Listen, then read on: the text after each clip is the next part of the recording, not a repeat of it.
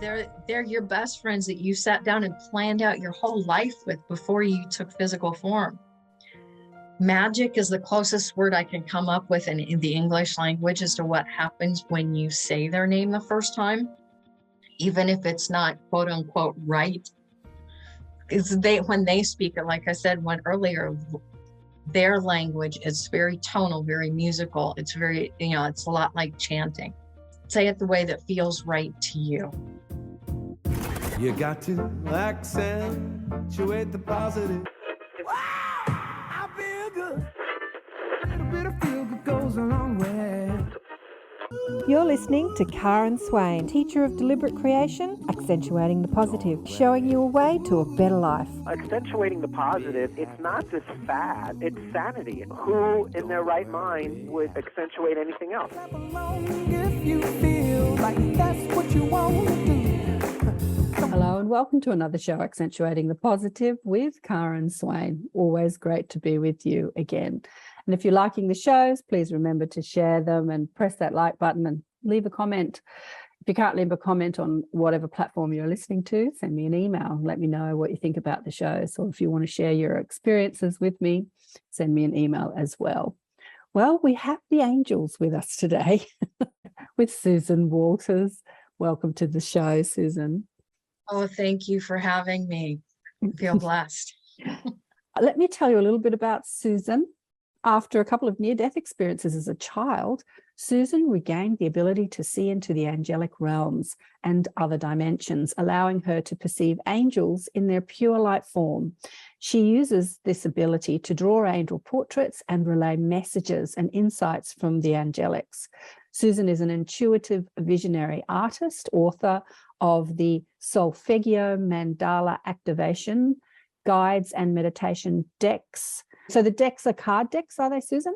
Yes, they are. Mm-hmm. Assisting us to realign with our original blueprint. She also creates healing art with a conscious heart from her visions during meditation.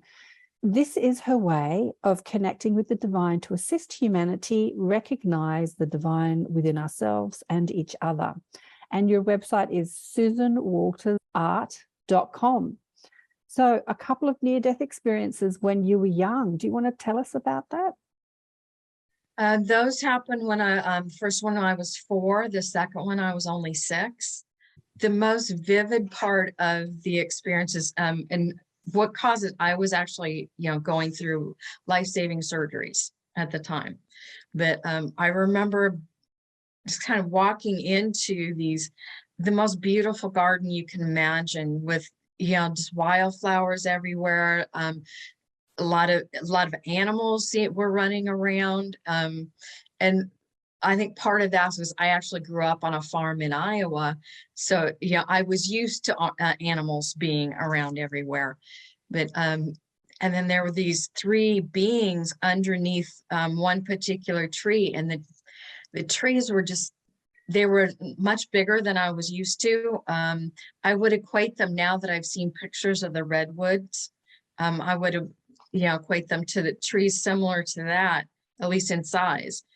But there were 3 beings underneath one of the trees, and they introduced themselves as being some of my personal angels, some of my angelic support. And then from there, because I was used to, on the farm, if there was a nest of baby snakes or rabbits or mice or whatever, I'd find them and I would find their nest and I'd just gently play with them and then put them back in the nest where they were found. And they asked me if I wanted to see the world through the eyes of the animals. So I just kind of went from one animal to the next, to the next, to the next. And then I'm actually then swimming in a very large mammal. I think it was probably something like a blue whale. But and then all of a sudden I wasn't swimming in water anymore. I was swimming in space. And then I was shown like this massive light. And out of that light came that, what felt physically like a wind. And then all these beings came out of there, and I was shown that I was actually one of these beings. So it was like the exhale of the creator when all the, many, many, many souls were created. And I was shown where, a lot of the beings, those were moving to the angelic realms. But me and two other beings were pulled aside together and asked to become, and I do not fully understand what this term means yet. I'm still kind of wrapping my head around that. Asked to become planet creators.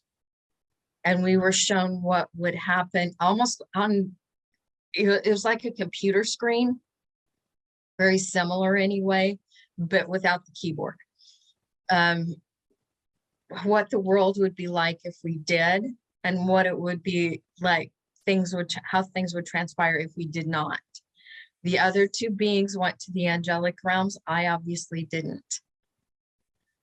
And then the next thing I know, I'm waking up in the hospital room with one of my grandmothers sitting there reading a National Geographic, and on the front of it is the Giza Plateau.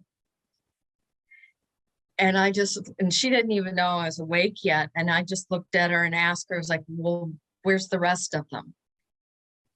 And she just kind of looked at me funny. And I said, there's more. And I just kept insisting there were more pyramids, which oddly enough, they've now discovered there are more pyramids that were destroyed at some point on the Giza Plateau. They're smaller ones, but there was more of them. I thought that little part was kind of interesting. But anyway, after the experience, I could see my angels all the time. Didn't do very well in, with the vocabulary of a child, explaining that to my parents. So after a while, I was told by my dad to quit telling those stories. So I just quit talking about it. I didn't quit seeing them or quit experiencing anything. I just quit talking about it. And I was well into my 30s again before I started talking about what I was seeing. And that's pretty much when things started happening as far as being able to see more than just my own angels, started seeing everybody else's. At the time, I had 2 teenage boys and 2 toddlers. So I wasn't in the least bit busy. But the first thing, as soon as I was able, I sat down in meditation, just kind of going, why me? What am I supposed to do with this? Questions that any of us would ask. And they were very insistent that I either paint or draw them, in some way. And I was like, I don't even know how to do that. And then the fact that I had, 4 kids. So I was like, I argued for like 6 months. And I don't know if you've ever tried to argue with angels. It doesn't go very well.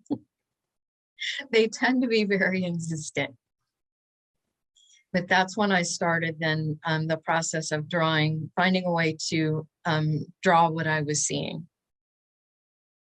You said you were 4 and 5, right? When you had your 4 and 6. 4 and 6. What happened to you to make that happen?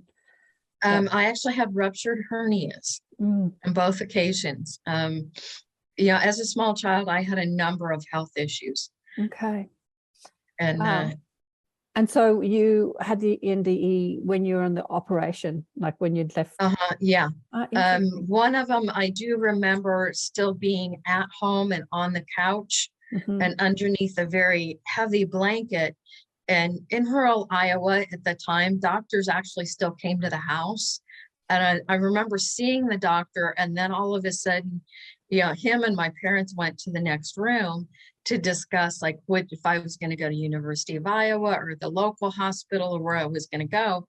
And I'm up in the corner of the room looking down on them, watching them make this decision. And then the next thing I know, I'm off, in this garden. Beautiful. And you said that the angels asked you to look through the eyes of the animals. You were looking through the eyes of the animals. What was that like? Like what was that experience like? it was a very different perspective, number one. And then it's like colors were different. Even as like, it's like, because I think the shape of the eyes were different, it's like some things, at least to me, felt somewhat distorted because their eyes function differently than ours. You look through the eyes of a whale, but what other animals? I think the very first one was a snake because of, you know, it was very much in the grass. Mm-hmm. And then I believe then it was a rabbit. And then there was a bird, couple of different kinds of birds in there as well. Wow. So you've got a some perspective. Some of that part of my experience isn't quite A bit fuzzy. as detailed as the later part of it. Oh, okay. In So my memory. I'm just thinking, I can visualize it as you're talking about it. Like you got the perspective of being low and everything was big like a snake, and then being above, you know, like a bird looking down, and then being gigantic in the ocean. And yeah, so they were like, I just wonder why they were showing you that. Why they were showing you that. Did they say? No, and I've kind of wondered about that myself. And I think part of it was just to occupy me with what I could understand. And I know some of the details of, the experience in, when I was swimming in space. It's like, as I grew older, those details kind of slowly came back to me, and especially once I started talking about my experience. Beautiful. And when you woke up and you said to your grandmother, where are the rest of the pyramids? Did they show you the pyramids? Did they take you back to Egypt what time? Like no, they did not. I just somehow knew that there were more. There were more. And they said to you that we must become planet creators, right? Is that the message? That I was asked to become a planet creator, and I'm still trying to figure out really what that fully even means. Well, that's the question I have for you. What does that fully mean? And I, from what I've continued to, kind of piece things together, like all of us do in our lives, and what our true meanings are and what our true purposes are. These mandalas, the Solfeggio mandalas that I've created, have a great deal to do with that. In what way do you think? It's almost like, because I know the mandalas, I'm drawing them as a 2D object, but they're actually 3D objects. So I think it has something to do with grids. And either healing healing grids that are here, creating new ones, things like that. I hope that makes some sort of sense, because I'm still figuring it out. Do you think that you'll construct them in a more 3D way, like create models of the mandalas? Because I get visions of them when I'm in the dream and meditation state. I think I am creating them when I'm, because I think a lot of us do different tasks when we're in that, particularly in dream state. And some of us are capable of doing it in meditation sometimes too. Yeah. So you call them the angels. Are you sure that they are the angelic realm, or are they light beings from another dimension or another planet? Like, what are the angels to you exactly? Like your angels, anyway. To me, they are interdimensional beings made of pure light. And some of them, and I think of dimensions as faster, slower, not higher, lower, because I think faster, slower is really more accurate. But some of them are able to function at even faster frequencies than others. And that's, some work on, different dimensions than others do. And they really do not understand time very well. did they explain to you exactly who they are and why they're in your life? Like, did they say? They have shown me that everybody has personal ones that are here to kind of keep us on track as to the things that we want to experience, learn, and accomplish in this lifetime. We do have one that's referred to as the main guardian angel. They showed themselves to me as having some sort of breastplate, like armor. And that particular angel has been with you not just this particular lifetime, but all of your lifetimes in physical form. And that may not always be just on Earth, from what I understand. But everybody has minimum 3 angels with them. But so the others that are with you they could be with you multiple lifetimes and may only be with you 1 lifetime, but they stay with you throughout your physical life, while you're still in physical form. It is like between lifetimes that those transitions may or may not take place. And what do you think their main message is to humanity, apart from creating the mandalas and, creating planets? What is the message that they're giving you? What are you bringing through? I think the most important thing that they try to teach us is that separation is an illusion. They really are. We are truly all connected. And therefore we need to truly learn to love and accept each other for who we are. And understand that, and an easy way to explain this would be, just to think of, school grades and school levels of schooling and education as it is in our society now. It's like, we may be, working on our master's degree, but there's somebody else that's just in kindergarten and they're just starting their journey. So, to help each other out along that. And understand that we all are coming from different places and different perspectives. Did they show you other realms, other planets, other beings? In my near-death experience, they did not. But in meditations and different things, they have shown me different things. And sometimes I wonder if it's different lifetimes that I've experienced in different places, or even different places in evolution on this particular planet. Because I believe there have been societies even on this planet that, in our, what we would think of as history, that were far more advanced than we are at this time. They may not have had the computers and things like we do, but they had different types of technology that, maybe worked with the planet more than we are right now. You said that the angels asked you to draw them and you argued with them, and you said, if you're ever arguing with angels, have you ever argued with angels? What? You didn't want to do it. What made you change your mind? They were just very, very persistent with that, and just wouldn't give up, and that I was, the person that they wanted to help people connect with that angelic realm, because they were insistent that I have some sort of connection to the angelic realms myself. Still trying to understand what that means, but and then it took me a while to figure out what medium to use, because I see them so transparent, because it's kind of like seeing that ray of sunshine that comes down between the clouds. So I tried to do, paint them with watercolor first, and very quickly learned that watercolor is probably one of the most difficult mediums there is. And then I switched to pastels, because I liked how easy the colors would blend with each other.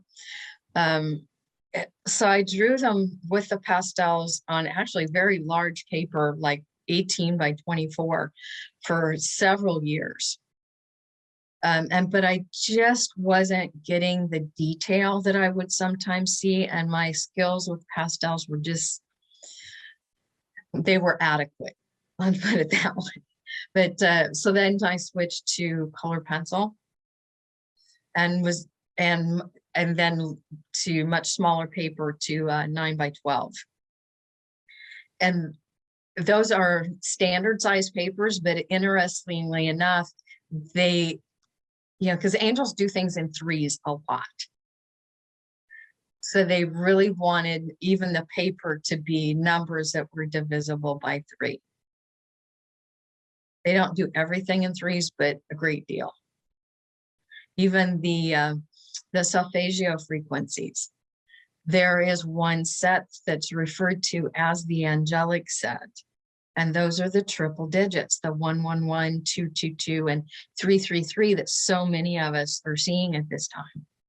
And it was 97 was when I started seeing not just my own angels, but everybody else's. And the very first time I really noticed it was at the grocery store, because at the time I was a stay-at-home mom. So yeah, wasn't out and about among people a lot. That I noticed I wasn't, I was seeing only my angels, but everybody else's. And when angels are in their full form, or they usually show themselves to be anywhere from 15, 18, sometimes even 21 feet tall. So it was a little overwhelming. So that first, I literally stopped what I was doing, left the cart in the middle of the grocery aisle, turned around, went back home. Which, packing up, the 2 older boys would have been in school, but packing up 2 toddlers and doing stuff like that was not easy, because they were very, normal toddlers, very rambunctious, little boy and little girl. For people that don't know, what is Solfeggio Mandala? Solfeggio. Solfeggio, I'm saying it wrong. Solfeggio Mandala. They are very specific Hertz frequencies. They are all based on Pythagorean math. So there's quite a bit of science, backing these up, and they were used in, even in the church, the Catholic Church, up until the 1600s, when they were lost, and because people were having experiences and the church couldn't control those experiences. They were used in the Gregorian chants at the time. And even these Stradivarius instruments were actually built to play these frequencies. Because you go into some of the ancient stories from India to Native American to Egypt, they all speak about how important sound and music is. And they talk about our universe being sung into existence. And many of us believe that these are the frequencies used to sing our universe into existence. And that's why when NASA has even gone into space, and they found that different spheres, different planets, moons, they all put off a frequency. These frequencies that they have recorded are all Solfeggio frequencies. And they're all 3-digit numbers. They always add up to 3, 6, or 9. And you go into, there's 9 sets of 9 frequencies, and I have created a mandala for all 9 sets, so a total of 81 mandalas. But each you get into that, like the earthly one. The most popular one that most people are familiar with is 528. Well, the next one in this series is 639. It's always, not always, but it's usually, 111. You add 111, and then you have the next frequency. There are some, usually, and it's usually when the last digit is 9, then it's 21 to the next one. This is them explaining how to create planets, like become a planet creator. It's part of the process. Yeah. Part of the process. And I do have a group that support me with doing this work. And they call themselves the guardians of this Solfeggio. Mm-hmm. And they tend to be very prominent on planets when it's going through the transition, like we are right now, of the end of the 20, what's called the great year, the 20, it's not exactly 26,000, but it's approximately that. Yeah, when we go from one age to the next, they play a major role in that somehow by using different ways, to portray frequency. Beautiful. So you're representing sound in art, basically. Yes. Yeah. Cymatics. Yeah, the people that have taken, or they'll take a speaker and then put a sheet of metal on top of it, and then they'll sprinkle like white, salt on top of that, and then play a tone, and then these geometric patterns come out. So it's kind of like I'm doing that, but with mandalas and taking it out multiple levels. Yeah, beautiful. So shall we have a look at some of your art? Sure. This is from your website. And what are we looking at here? Yeah, these are a number of the archangels and different beings I've seen in angelic form. You'll see, yes, I've had Jesus and Mary Magdalene, Mother Mary and Joseph come to me as well. One of my favorites is Archangel Melchizedek. Gaia, the being that was, holding that office of Gaia, came to me at one point. Let's pull that one up even bigger. That's one of my, I really love the details in that one. The branches, and leaves are like the wings, and the waters of the ocean are almost like hair. And then in like what looks similar to a cape is like a map of the world. Map of the earth. So it comes to you in light form, and then you have to interpret it to put it on paper in form, in some sort of, so it looks, so this is your interpretation of. Because normally when I have learned to turn the volume down a little bit, where I see them in like spheres of color that's just constantly moving, kind of like a snow globe full of glitter. And then when I set with someone, or a particular archangel has come to me asking, and has asked me to draw them, then they take shape and define color for me. But almost every single time I've seen them, their arms are outstretched like that, as if they're ready to exchange energy or embrace in some way if you need that. Once in a while, I'll have one like they're reaching their hand out to hand you something, to share something with you. So as they come through, do they bring a message? Like, did Gaia bring you a message? What did she say to you? A lot of times they don't, because even when they speak, their language is frequency. Yeah. So it really sounds very, very musical. Musical, beautiful. And when they do speak words, it's almost, it sounds a great deal like chanting. Beautiful.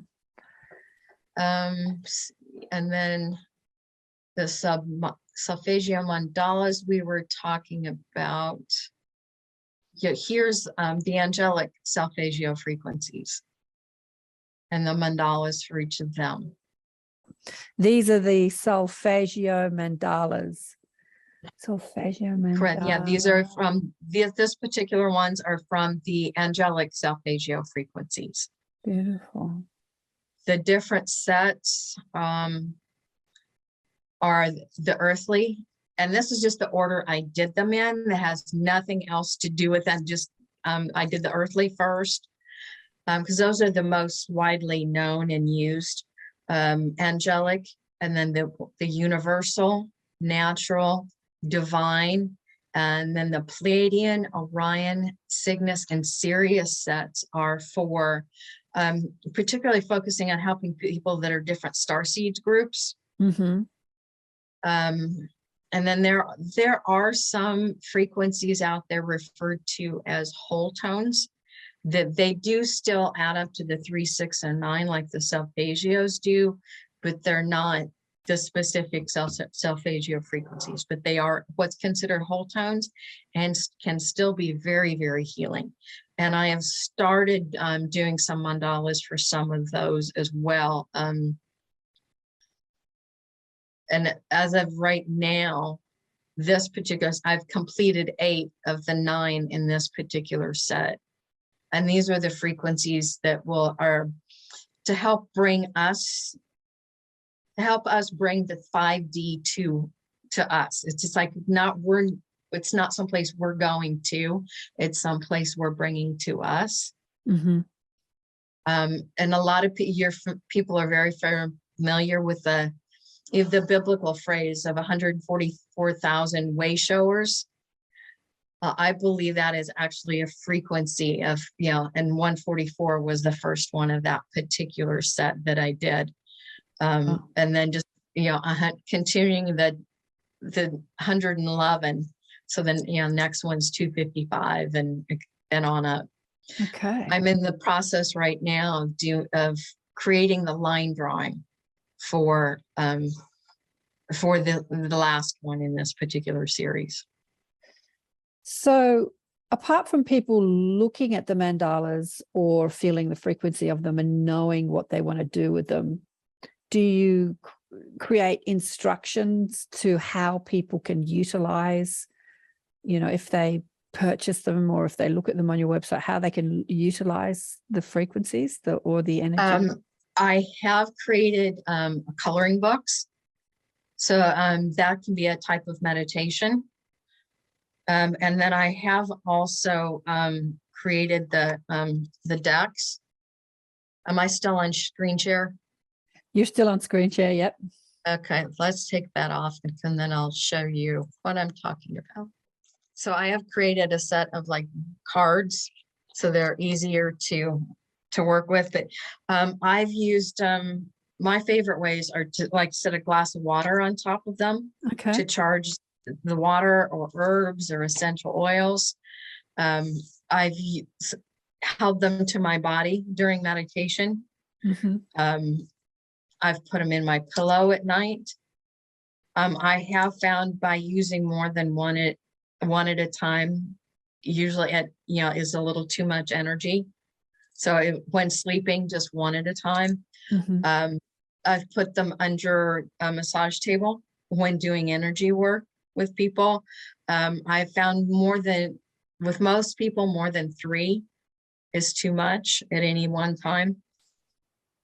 But those are the main ways that I use them. But the water, I think, is the one I use the most. I have just a little while ago started doing what I call soul growth readings with the deck. So it's kind of a lot of information about where your soul journey has been and where you're going and things you can do to, understand who you are in another way, as well as tools to things you can do to help progress at this time. And have you had any effects from using them? Like, have you seen cuts heal instantly, or had a desire that you couldn't, and then you used the mandala and then bang, it came through? Like anything like that? Like, have there been any effects? I can't say anything about cuts. I can say I've seen bruises that I've had, heal up very quickly. Mm-hmm. Even really, ones that are so dark purple, they're almost black. So, even, I just bought a house about a year ago, a little house. So, anytime you go through a move and moving a lot of stuff around, you set too many boxes on your hips, you end up with a great big bruise on your hip. And I did. And, it was 528, which is the frequency for DNA healing. Oh. I use that, and normally a bruise like that, would take several weeks to heal. Mm-hmm. And it was gone in about 3 or 4 days. Yeah, beautiful. And how else have the angels helped you when you've called out to them? apart from giving you all this information to give to humanity, for you personally? When Actually, I'm going to give you a story about an angel portrait that I did several years ago. And it was at a small metaphysical fair. And this young girl came up to me to have her angel portrait done. And to be honest, I almost said no. I was actually started to say no, and the reason I wasn't going to do it was because I could tell she was still under the influence of something. What I wasn't sure at the time, but her angels came forward and were very insistent that it be done. So I drew her portrait and really didn't think anything of it till about a year and a half later. I was back at the same location at the same little fair, and this young girl comes up to me, and I didn't even recognize her at first. And she starts telling me how after she had her angel portrait done, then literally the next day, she moved out of the house that she was living in. She quit doing drugs. She stopped hanging around with all the, the people that were not a good influence, in her life. And I think it was within a month or so, she had signed up and was taking classes at the local community college. So she totally turned her life around. And the whole time she's telling me this, a young man is standing behind her, just grinning from ear to ear. And she finally gets to the end. She tells me he had proposed to her the night before, and they had never would have even met if she hadn't cleaned up her life. They actually met at the community college in class. Oh, that's such a beautiful story. Yeah, that's so lovely.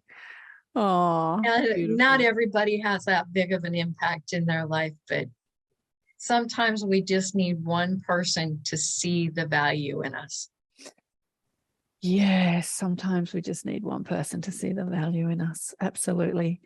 And it's interesting how your judgment kicked in, and because she was under the influence, you were kind of like, nah, I'm not going to do this. Like that's the human judgment, isn't it? That's what we do. We see people. Yeah. I was doing that. Yeah. We see people suffering and struggling, and we go into our human criticism and judgment, but they're the very people that need it the most, right? The people that are drunk or out of it or angry or frustrated, they're the people that are needing the help. And the angels knew that. So I'm glad you listened to them. Any other stories like that? I've had several people come back to me afterwards and go, okay, they quit. They've started talking to me now. Can we shut them off? So, because sometimes you get them, you do get them talking, and it's, they're like people. Some of them are more talkative than others. They don't understand time very well. So if you are asking them for help with something and there is a time frame involved, please give them month, day, and year. And if you're asking them, when's something going to happen? Well, they're probably going to tell you soon. But what soon means to us and what soon means to them are two totally different things. Well, it's interesting when you said that, they started laughing and they said, we don't understand time very well. Who do you think created time? They said, you don't understand time very well. You being humans don't understand. Yeah, and maybe that's. And I said to them, what do you mean by that? And they said, well, you don't understand that it's not about time, it's about alignment of energy. When you're asking for something, it's not about how long is it going to be or when is it going to be. It's about when are you aligned with that particular timeline or frequency or manifestation. When you align your vibration, that's when it happens. So that's why healings can be instant, or they can take lifetimes. Because you don't what we understand of time and what they understand are two different things. Two different things. That's a much better way of putting that. They're saying there's no such thing as time in reality. There is just vibrational alignment. Matching the vibration that you're asking for. So to go into that sort of teaching of deliberate creation, that place of allowing, most people when they're asking for stuff are not in a place of allowing, including healing. But when you're going to somebody that you really trust, like a healer or a doctor, and you put your faith in them that, yeah, they can fix me, then you're in that alignment of like all is well, you know, when you and so in that alignment you have the ability of healing. So I'm asking them how the mandalas help in that alignment. Like, how do they, they're laughing. I'm going to pose that question to you. How do the mandalas help in manifesting stuff like and aligning our energy? They can help us reconnect with our original blueprint.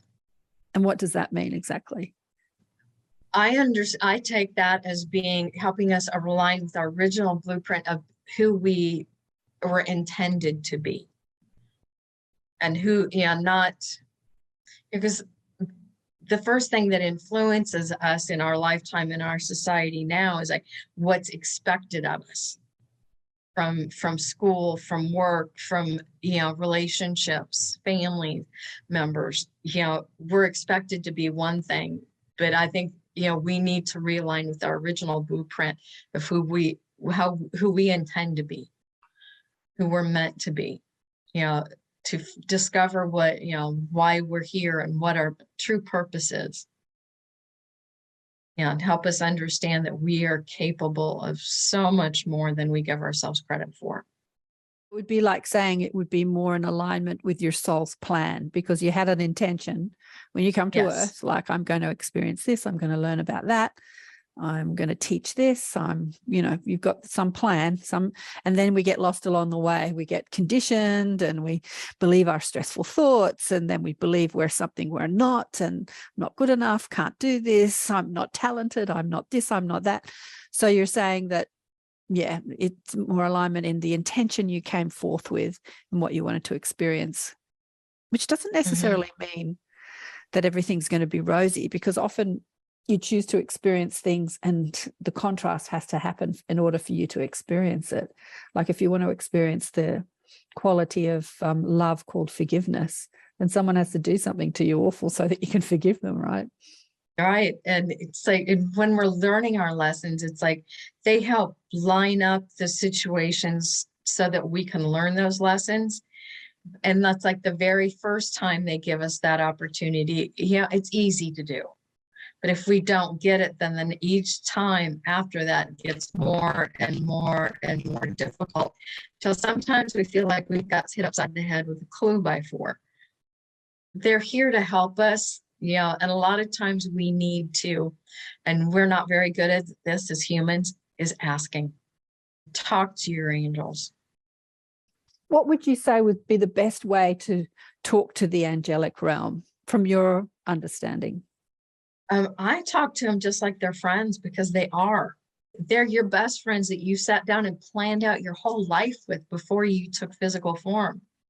There's times where I've written letters, where I've sat down with a journal, and all I'd write in that particular little journal book was letters and things to them. And sometimes it was just doing that brain dump where you let go of everything. Yeah. And other times it was helping me figure out what I even wanted to create and manifest in my life. Talk to them like they're friends, because they are. And a lot of times I don't always refer to them by names. Give me a minute and I'll tell you all about the names, but their names, their true names would take us 15 to 20 minutes to say. And because we need something shorter than that as humans, they spell for me a piece of that. And then the pronunciation is what feels right to you. There's no right or wrong. If you want to abbreviate that further, it's okay too. And the only things they're adamant about is I am never to pronounce anybody else's angel's name for them, because magic is the closest word I can come up with in the English language as to what happens when you say their name the first time, even if it's not quote unquote right. Because when they speak it, like I said one earlier, their language. It's very tonal, very musical. It's very, it's a lot like chanting. But, say it the way that feels right to you. Did your specific guardian angels or your angels give you names? Did they give you? Some of them have, most of them have. They're like people. Some are more talkative and more forthcoming than others are. Some have refused to speak English. It's and sometimes finding a translator is not that easy. Some of them that don't like to use the English language will use pictures. So then it's interpreting what that picture means. Just like that, somebody that's a tarot reader and trying to interpret the pictures and the decks. Yeah, exactly. So how old are your children now? They're between the ages of 30 and 40, and I'm also a grandmother now as well. Oh, wow. I was going to say, how did they, because you said that they were young when this started happening? My two older boys were in their teens, and then my two younger ones were toddlers. Oh, okay. So you've got 4 boys. Have you got 4 boys? No, 3 boys and 1 girl. Oh, my baby is my girl. And are they on board with you with this? Some are more understanding than others. My daughter, the youngest, is actually starting to come into her own right now. Okay, she's starting to and discovering her abilities. And she's getting images and downloads and messages and stuff like that. Yeah, she's starting messages and things and deciding what how she wants to use her gifts. Okay. And does she ask for, counsel? Like, what do you reckon, Mom? We have talked about a number of things. The other day, I took her and bought her first tarot deck. She is very interested in astrology. So deciding, if she wants to study under somebody or just kind of study on her own or what she wants to do. And she's very interested in some of the Wiccan tradition right now. Interesting. So why did you buy her a tarot deck and not give her your deck to work with? She's not ready yet.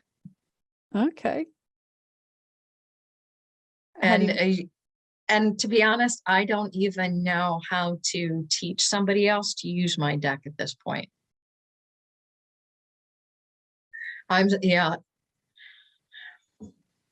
It's not an easy deck to work with as far as doing readings with.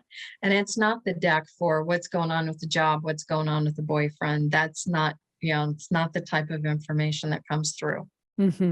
Those are still the most predominant type of questions that people have when they go for a tarot reading. Oh, absolutely. I worked with a psychic when I first started this on radio, and she said to me that she was so bored because everyone asks the same question: money, love, and career. Basically, that's it. Yeah, like, when's the money coming? When's the love coming? The next job, or sometimes moving, the new house. Like, where am I supposed to live? And it just seems to be, the common questions that everyone asks.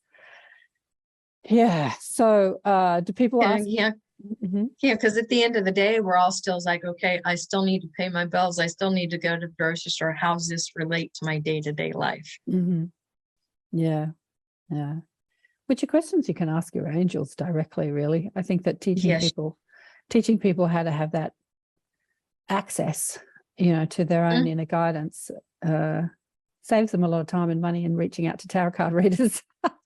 Yeah, because we all have the ability. We just need to learn how to use it. Yeah. We have to be passionate enough about it to take the time to practice. Yeah. Exactly. Even an athlete like Michael Jordan, for example, just because everybody's familiar with, he was passionate about basketball, but he still had to practice and learn the tools. Learn to use his body to be able to accomplish what he wanted to with it. Yeah, and I think it's that way with any ability. You have to be passionate enough to practice. Exactly.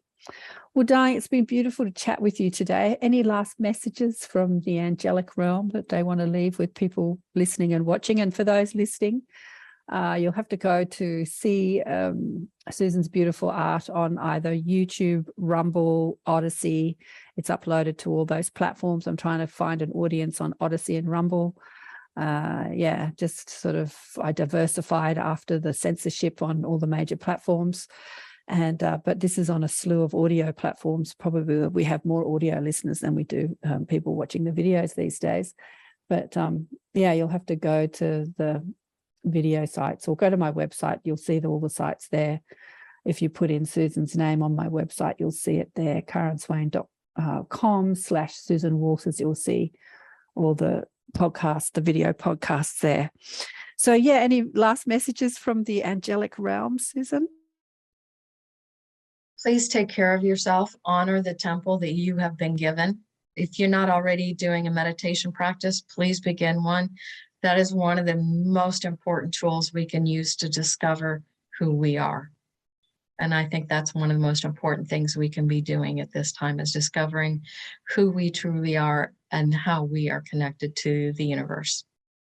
Beautiful. Thank you. Just move your head so we can see that beautiful piece of art behind you. Oh, the big one behind me? Yeah, that's gorgeous. Who is that? What is that? That's my interpretation of the Tibetan light body. Oh, wow. Yeah, that is exquisite. I love it. The Tibetan, why specifically Tibetan light body? Well, it's how it's portrayed in the Tibetan tradition when when they ascend, when they choose to leave their body, and the light that radiates then from the body when that transition takes place. Beautiful. Thank you again for coming on the show. It's been gorgeous to hang out with you and the angels today. Yeah, thank you for having me. How beautiful to hang out with the angels today. The angelic realm, her art is exquisite, isn't it? Again, for those people listening on audio, you'll have to go check it out on one of the video sites. I've been quite liking Odyssey, actually. It's a little clunkier than Rumble, but they keep improving the quality, the functioning quality all the time. But I think the CEO is a New Zealand guy. Anyway, it's a nice platform. There's a slew of video platforms out there now. God, there's Brighteon. There's so many, and every time I see a new one, I've got a note of all the new ones popping up. But over the last couple of years, with the censorship happening on the major platforms, these new platforms, came forward. They're probably already there, but they weren't doing very well. But they started to expand exponentially. It's nice to have a variety and not have someone monopolize the market. It's monopoly, but the thing about the monopoly of the market is it usually functions the best. Like the search engines and the video platforms, they usually have the best function. The new ones sort of catch up to the tech. Anyway, it's all the money behind it. But how do you use the angels in your life? Are you speaking to your angel team or the archangels? I had Kate Raymond on the show. I've had her on the show a couple of times in the Palladian Awakening, which is also on the platforms, speaking about how to talk to the angels and utilize them and, ask for specific things. We have to remember that the angels are always there, guiding us, helping us, communicating with us, showing us the way. All we have to do is ask. I think we forget that, especially when we get sick. We think, oh, how can I help myself? How can I heal? And we race off to doctors and healers and things. I'm always talking to the angels every time I get a pain. And often they help me heal something instantly. And sometimes they don't. Well, often they don't, actually. And I say, why? And they say, well, you have to take personal responsibility. We can't just fix everything for you. You have to take personal responsibility. So clean up your diet, do more exercise, stuff like that. And then we'll help you. And I find that, like, even just juicing, I had a juice yesterday. I thought, I'm going to do a bit of a cleanse, and just having one juice made all the difference. I felt, this is really helping. You take that one step towards your own health or benefit to benefit yourself, and then they really get in there and help. But they won't fix everything for you, because we do have to be responsible for the way we are creating our lives and work within the physical realm, which means if, we're eating and the food we put in our mouth and what we do with our bodies, well, we can't sit around and just do whatever we like and get the angels to fix everything, which is a nice thought, isn't it? Sit on the couch and eat chips all day and just ask the angels to fix our body. No, we have to take personal responsibility. They're often telling me that. Anyway, let me know how your angels help you and how the mandalas spoke to you, and the did I get that right? Solfeggio frequencies. My friend David, who I often speak about, has been listening to the solfeggio frequencies. You can find them on YouTube if you go to YouTube, probably on other platforms as well, and put in the solfeggio frequencies. There's a lot of people that have uploaded music that has that high frequency, and you can have it just running in the background as you cook dinner, clean the house, work in your office, and let that frequency enlighten your crystalline body. So you can listen to it, look at it, you can evoke it with your thoughts, and there's many ways that we can help ourselves, let the angels help ourselves. All right, I'm not going to say too much more. I hope you enjoyed Penny Kelly. I forgot to mention it on other shows that Penny was coming up, because I'd slotted her in at the last minute. I'd forgotten. I didn't book her at the beginning of the year in the Inner Sanctum, but we had a great conversation with Penny the other day in the Inner Sanctum. It was live as well on my Facebook and YouTube channel, and I've uploaded it to the other platforms as well, Rumble and Odyssey. She's even uploaded it to her. She's on Odyssey and Platform and BitChute and a few different ones. She's uploaded that same show, so it's everywhere now if you want to watch it again. The conversation we had with Penny about memories of the future, the coming changes, and the new earth, and her experience of the new earth. And what else did we talk about? We talked about density and frequency. We talked about 3D, 4D, 5D dimensional frequencies, what happens. I thought that was fascinating, and people had some great questions.